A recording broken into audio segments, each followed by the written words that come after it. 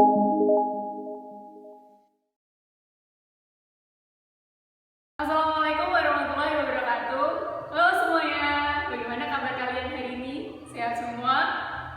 Kembali lagi bersama saya, Bidari Kusuma. Hari ini kita akan membahas mengenai optik geometris.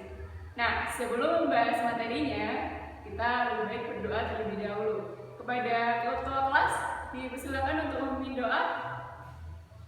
Jadi, hari ini kita akan membahas mengenai optik geometri. Kalian tahu nggak optik geometri itu apa? Ada yang tahu? Jadi, optik geometri itu adalah ilmu yang mempelajari mengenai pemantulan dan pembiasan. Nah, Ibu tulis ya di sini. Ini ilmu yang mempelajari tentang pemantulan dan pembiasan. Nah, sebelum masuk ke materi ini, saya mau tanya ke kalian dulu. Kalian tahu nggak kenapa kalian bisa melihat saya? Kenapa kalian bisa melihat papan tulis ini? Kenapa kalian bisa melihat saya memakai baju ini? Ada yang tahu kenapa? Semua itu tadi disebabkan karena sifat-sifat fundamental dari cahaya. Kalian tahu apa sifat-sifat fundamental dari cahaya? Yang pertama adalah cahaya dapat dipantulkan, dan yang kedua cahaya dapat dibiaskan. Nah, sini saya punya cermin. Nah, di sini kita bisa melihat manfaat dari sifat-sifat fundamental dari cahaya.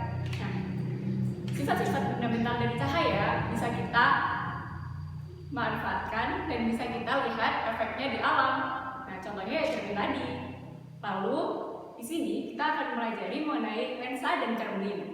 Yang pertama adalah kita harus belajar mengenai pengertian dari lensa dan cermin.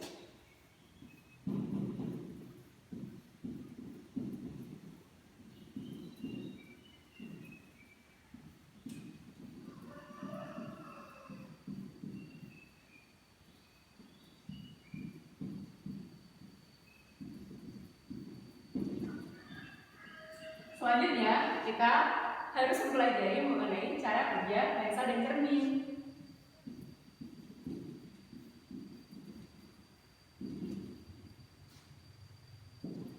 Dan yang ketiga, kita akan mempelajari mengenai persamaan yang sering kita lihat, yaitu seper M sama dengan seper S ditambah seper S aksen. Kalian pernah lihat rumus ini kan? Kalian tahu nggak makna dari persamaan ini dan gimana cara mendapetinnya? Sebenarnya cara mendapetin persamaan ini itu gampang banget. Yang kalian butuhin cuma penggaris, kemudian adalah aljabar, yang kemudian adalah otak kalian. Dengan ketiganya, kalian udah bisa menurunkan persamaan ini. Nah, ketika kalian sudah bisa menurunkan persamaan ini sendiri, kalian udah gak perlu hafalin lagi, karena hafalin itu udah jadul. Jadi sebelum kita masuk ke persamaan ini, kita bahas dulu mengenai yang atas, yaitu pengertian lensa dan cermin. Selanjutnya kita akan membahas mengenai cermin. Nah, cermin itu sendiri pengertiannya adalah suatu benda dengan permukaan yang memantulkan sebagian besar cahaya yang mengenainya. Jadi sifat cermin itu udah terlihat ya, memantulkan. Nah, cermin seperti yang sudah kalian ketahui ada 3 jenisnya, yaitu cermin datar, cermin cekung, dan cermin cembung. Yang pertama, kita akan membahas mengenai cermin datar. Cermin datar itu sendiri adalah seperti namanya, yaitu kaca yang permukaannya datar atau rata, yang berlapiskan logam perak. Selanjutnya, di cermin datar, kita akan membahas mengenai pantulannya. Misal di sini ada cermin.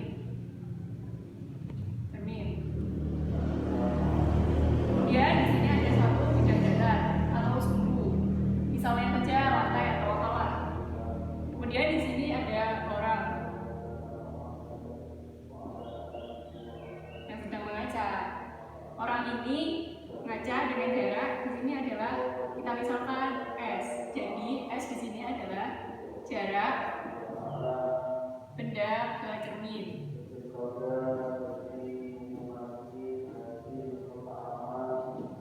Maka bayangan yang dibentuk oleh cermin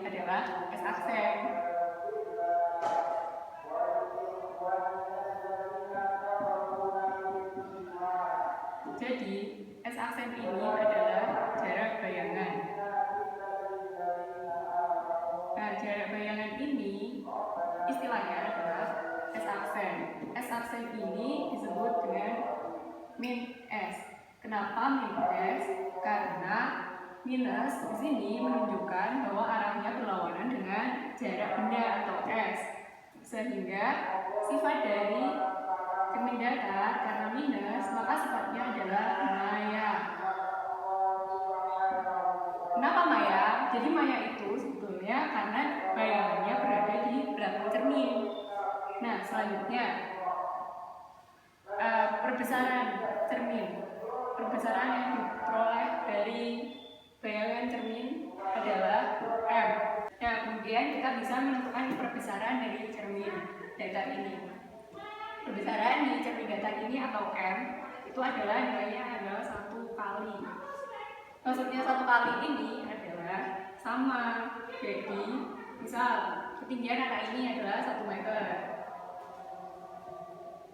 Maka ketinggian bayangan yang dibentuk adalah 1 meter juga. Jadi nggak berkurang atau bertambah. Jadi sama 1 kali. Nah, kemudian jaraknya, misal di sini ada 2 meter. Jarak benda ke cermin 2 meter. Maka jarak bayangan yang dibentuk juga merupakan 2 meter. Jadi tidak ada pengurangan atau penambahan perbesaran. Yang membedakan hanya jaraknya. Di sini 2 meter, tapi di sini ditulis minus 2 meter. Kenapa minus? Karena itu tadi, karena merupakan maya berada di belakang cermin. Jadi berlawanan arah dengan jarak benda dengan cermin.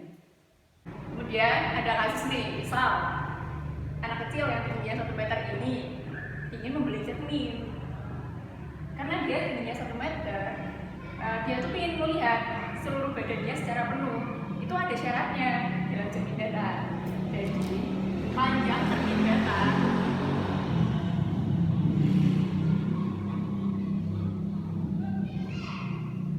itu syaratnya harus setengah dari bar atau ketinggian dari anaknya ini tadi.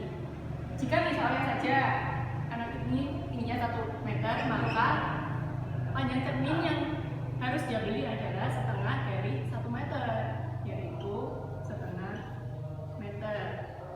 Jadi anak ini bisa melihat secara penuh dirinya dalam cermin yang ketinggiannya minimal adalah setengah meter. Kalau di bawah setengah meter gimana? Oh, tentu dia tidak bisa melihat badannya secara penuh di cermin. Kemudian kalau lebih dari setengah meter, ya nggak apa-apa, bisa kelihatan penuh, tapi malah kelebihan, malah bisa lebih dari dirinya saja yang dilihat. Itu.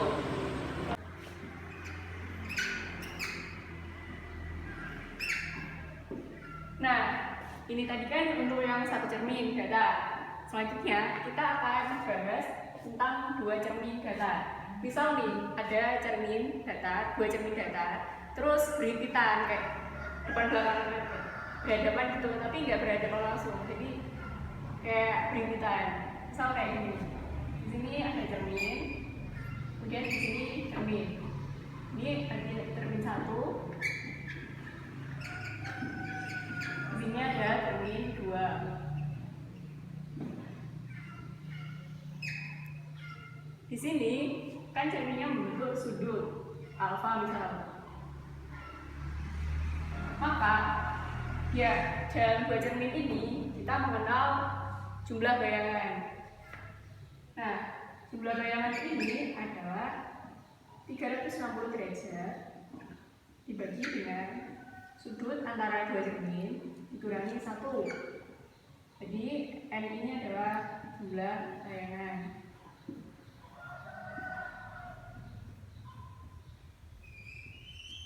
Dan alfa di sini adalah sudut di antara 2 cermin. Dapat dipahami ya? Jadi ini tadi ada cermin yang berhimpitan, kemudian di sini kita akan membahas cermin yang berhadapan. Jadi kayak ini, misal ini ada cermin. Ini adalah cermin 1. Kemudian di sini juga ada cermin yang berhadapan langsung, yaitu cermin 2.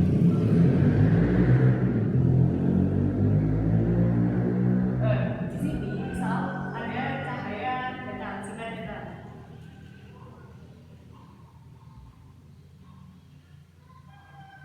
kemudian memantul mengenai cermin kedua, kemudian memantul lagi mengenai cermin pertama, mantul lagi, mantul lagi, mantul lagi, kemudian sampai keluar. Lalu dalam masalah cermin datar yang berhadapan ini, kita dapat menentukan jumlah pantulannya yang dihasilkan. Jadi di sini ada istilah lagi. Kan di antara cermin 1 dan cermin 2 ini ada jarak. Nah, jarak ini kita sebut saja D. Jadi D itu jarak antar cermin ya. Kemudian selain D, di sini juga ada alfa. Alfa di sini adalah sudut yang dibentuk oleh sinar datang dengan garis normal. Jadi garis normal itu inilah ya namanya. Jadi garis normal itu garis yang dibentuk oleh tegak lurus oleh cermin. Jadi di sini ada garis normal, ini ada garis normal, ya tegak lurus. Nah, di antara sinar datang dengan garis normal itu ada alfa. Jadi tulis alfa sudut antara sinar datang dengan N garis normal. Kemudian selain itu kita juga punya X di sini. X ini apa? X ini adalah jarak antara pantulan pertama tadi dengan pantulan kedua. Jadi segini ini berapa? Itu X ya.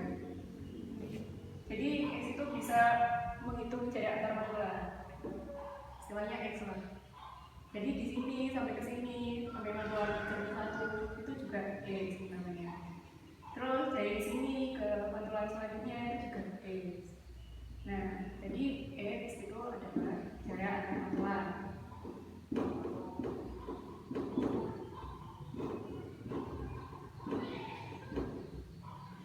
Selanjutnya, karena cermin ini berhadapan, kemudian di sini kan ada alfa. Karena di sini alfa, maka di sini juga alfa karena dulu kan juga sudah dijelaskan pada materi SMP kelas 8 ada hukum Snellius. Jadi sudut sinar datang itu sama dengan sudut sinar pantul. Nah, itu salah satu hukum yang berlaku di cermin datar ini juga. Jadi kalau di sini alfa, maka di sini juga alfa. Nah, untuk mencari alfa, kita pakai tan alfa. Tan kan depan dari samping, maka di sini ada X dan sampingnya adalah D. Maka tan alfa itu adalah X / D. Untuk mencari X, berarti D kali tan alfa ya. Nah, selanjutnya kan dalam cermin yang berhadapan ini kita bisa mencari jumlah pantulannya atau N. Jadi N ini jumlah pantulan ya, jumlah pantulan. Itu caranya adalah dengan L ini, jadi L ini dibagi dengan jumlah X ini tadi, X. Ini salah satunya ada X lagi, kan ini sama X. Jadi L dibagi X. Kemudian ditambah 1. Kenapa tambah 1? Karena di sini kan mulainya X-nya di sini, sedangkan yang di sini tadi kan nggak dihitung dan nggak bisa dihitung karena pantulan pertama berada di sini. Jadi ditambah 1. Dan ini maksudnya cerminnya itu ukurannya sama ya, jadi panjangnya cermin 1 dan panjang cermin 2 itu sama. Jadi misalnya kita di sini panjangnya L, maka cermin 2 ini panjangnya juga L. Jadi L ini adalah panjang cermin.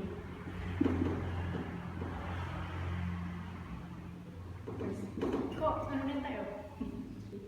L per ini tadi G tan alfa plus 1. Nah, dari tadi kan kita udah membahas banyak banget nih tentang pengertian cermin, kemudian kita bisa menentukan perbesarannya, kemudian kita ada kasus yang cermin berhimpitan, kemudian di sini ada cermin berhadapan. Nah, selanjutnya kan masih banyak materi-materi yang belum dibahas seperti cermin cekung, cermin cembung, kemudian lensa, kemudian kita belum membahas persamaan yang awal tadi super F plus super F itu sama dengan super S plus super S aksen. Kan masih banyak yang belum selesai, maka kalian setelah pulang, kalian saya harapkan minggu depan sudah bisa mempelajari tentang cermin cekung dan cembung. Jadi kita cepat selesai nanti materinya. Jadi kalian coba pahami, kalian belajar baca-baca tentang cermin cekung dan cembung. Sebelum menutup pelajaran pada hari ini, apakah ada pertanyaan? Baiklah, jika tidak ada, langsung saja kepada ketua kelas, saya persilakan untuk memimpin doa.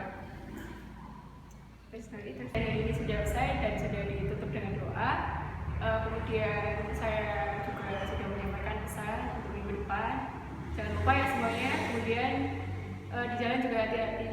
Jangan lupa jaga kesehatan karena ini masih dalam masa pandemi, jadi kita harus mematuhi protokol kesehatan. Kemudian sekian dari saya. Jika ada kesalahan saya mohon maaf. Wassalamualaikum warahmatullahi wabarakatuh.